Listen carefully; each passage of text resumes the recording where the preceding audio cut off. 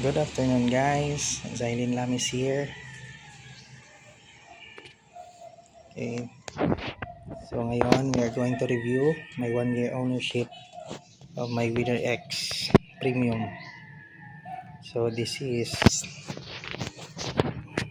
the second variant, no, after the ABS Racing.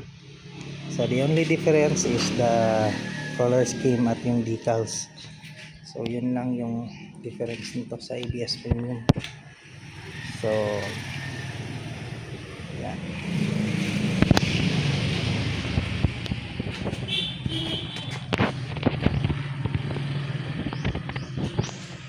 So ilang odo na ba natakbo ko sa Winner X na to?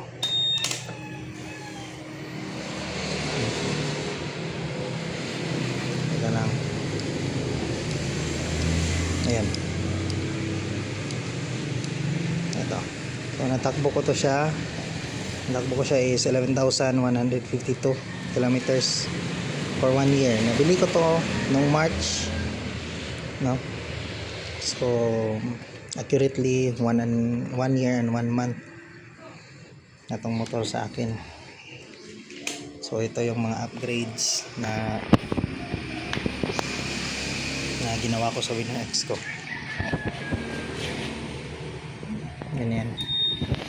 So first upgrade ko na ginawa kasi wala siyang masyadong decals. Bumili ako ng decals, nagpagawa ko. Customized yan. That is CBR 150R. This is Honda Racing Corporation concept, HRC concept po yan. So CBR concept Fireblade, kung anong tawagin nyo dyan. So yan yung una-unang in-upgrade. Then second is itong side mirror. So ako hindi ko talaga fan yung nag-change ng side mirror. So tignan mo yung mga motor niyan, puro stock yan. Stock yan. Hindi ako fan na nag-change ng side mirror unless kung may nasira. So isang pinaka-rare na incident, no, nasira yung reflection dito sa stock na side mirror ng Winner X. Hindi ko alam kung ba't nagkaganon, no, parang mukhang sunog na ganyan. So pinalitan ko ng ganito. Maganda naman yung side mirror na to. So parang nag-change na din yung opinion ko, baka bibilhan ko ng ganito, yung ganyan, at ito bibilhan ko. So second upgrade is binigyan, no, minute lang naman, bumili ako ng cellphone holder because of my work nature, no? Always kasi ako nagbabiyahe, so maraming tumatawag sa akin. So ano ba yung work nature ko? So sabihin natin is I am a sheriff dito sa aming lugar. So I am a court sheriff. And then ano ba yung next upgrade ko? Ito.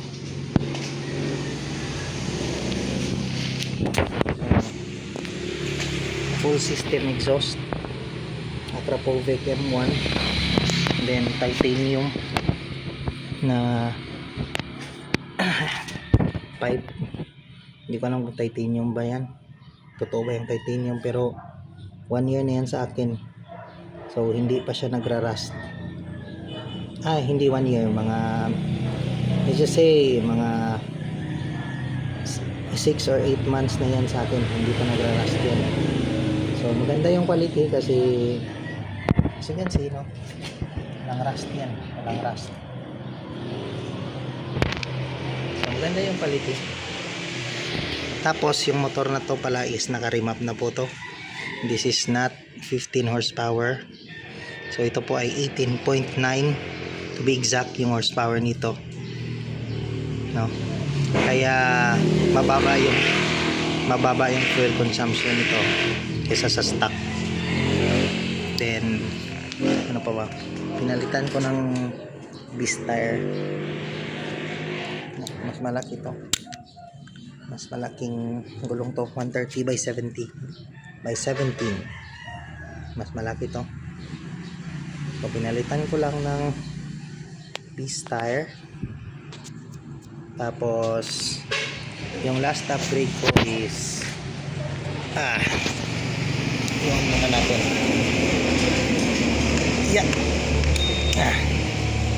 Ito yung upgrade ko. Tada! See? Yan yung upgrade ko. So bakit ko ginawang integrated yung signal light niya? Kasi yung stock na signal light niya, naglagay ako ng ganito, nag-upgrade ako ng fender eliminator. So dito yan naka-oscillate. Pag bumabiyahe kasi ako, may time na nalalaglag dito yung signal light, tapos papunta dito sa gulong. So gumaganyan, nasisira yung signal light ko. Tapos hassle kasi lalagay na naman ulit. Ilang beses na ako nabibili ng bolt.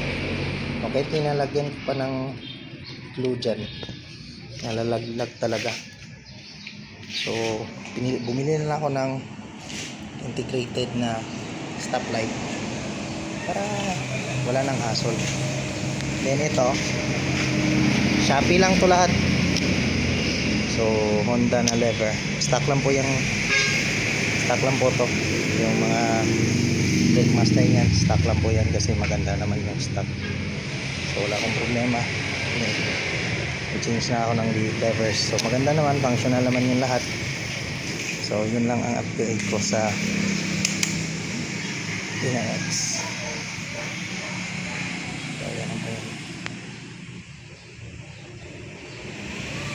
So ano naman yung advantage ng Winner-X sa ibang 150cc? In my 1 year of experience, the advantage of Winner-X is yung suspension niya, napakaganda. So but this motorcycle is suffering from its success. So maganda yung suspension niya if you're talking about performance. Pero when you talk about may OBR ka, tapos may pupuntahan ka na may lubak, this is a disadvantage. So sasabihin ko lang yan if tapusin ko tong advantage ng motorcycle. So second advantage is naka slipper clutch. Napakaganda ng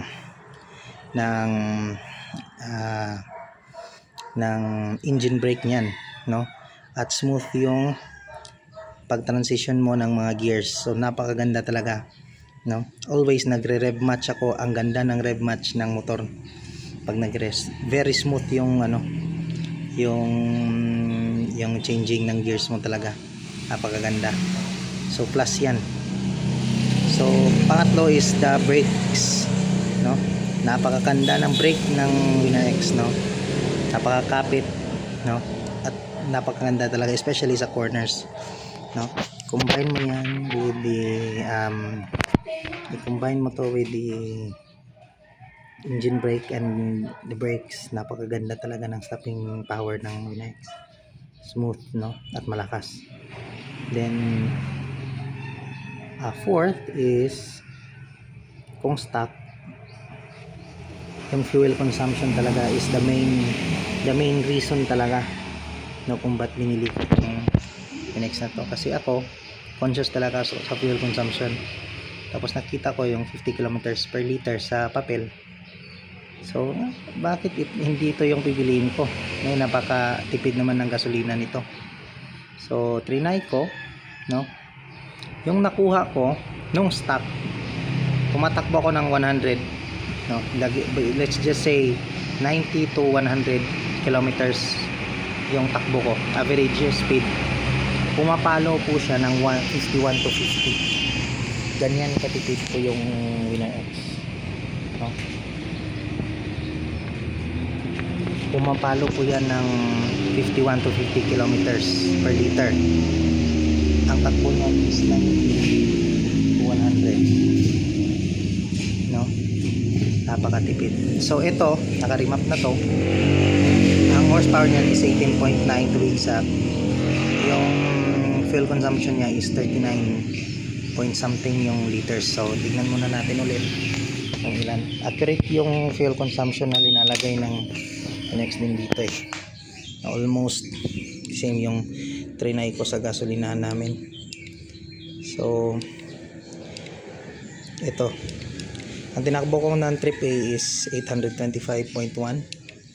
Ito yung fuel consumption niya, 39.6. So bumaba talaga. So malaki yung diferensya nung stock at naka-remap. Pero ang takbo nito ata, ang takbo ng motor na to is same. Average speed 90 to 100. No, lagpas pa nga eh. Pero para sa akin matipid pa rin yan. 39.2 at ito ay 39.6. So ito yung ano, yung Raider.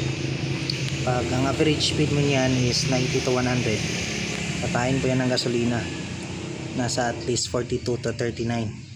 So it is almost the same as this. So they have almost an identical na horsepower ngayon kasi nakarima po to. Mas malakas na ng konti by point. Let's just say 0.7 lang kaysa nito. So malakas nang ang torque nito kasi 17 ata yung torque. Nakalimutan ko, ilalagay ko na lang sa i-insert ko na lang sa video yung picture ng sa dyno. So sino bang mas malakas sa kanila? Sa akin, sa motor ko, yung remap na to mas simple, mas malakas to kaysa dito kasi stock lang to eh. 1 month pa to sa akin, ito 1 year na. Yung fourth gear nito is 127. So kayo na mag judge kung saan ang malakas. So ang fourth gear nito is 127. So ganyan kalakas ngayon yung motor na to. So ito yung fourth gear ata nito 120 din, pero mas malakas ang acceleration nito. Hindi ko alam sa duluhan kung sinong pinakamalakas kasi hindi ko ba na-try, pero na-try ko sa cornering. Mas magandang handling talaga nito. This is much better in handling, superior talaga ito sa braking, sa handling, especially sa engine brake. Napakaganda. So, yan yung mga advantages ng X.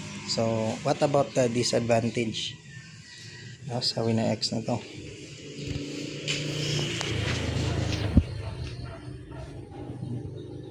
So ang disadvantage sa Winner X is, first and foremost, is yung suspension niya.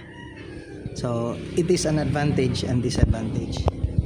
Depende na rin kasi sa purpose. Pag lubak, hindi talaga maganda yung Winner X sa lubak.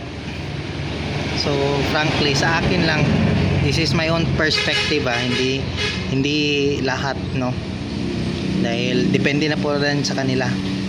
So yung OBR ko at ako, ginamit namin to. May dumaan kami sa lugar na malubak, nagrereklamo talaga si Mrs. na masakit yung likod niya pag ito dumaan sa lubak kasi napakatigas ng suspension. Yung likod namin ginagawang suspension nito. So disadvantage ito at advantage. So depende sa purpose. Huwag kang dumaan sa lubak, yung simple lang, huwag kang dumaan sa lubak. Yung may experience ng ganun, maganda lang ang suspension nito. Pero pag dumaan ka sa lubak kasi matigas, masakit talaga yung likod mo. Then second is yung stock tire. Disadvantage, stock nito is Henshin tires ata, CS Wing yung pangalan. So dito nagtipid yung Honda. Dito tinipid yung Winner X ng Honda.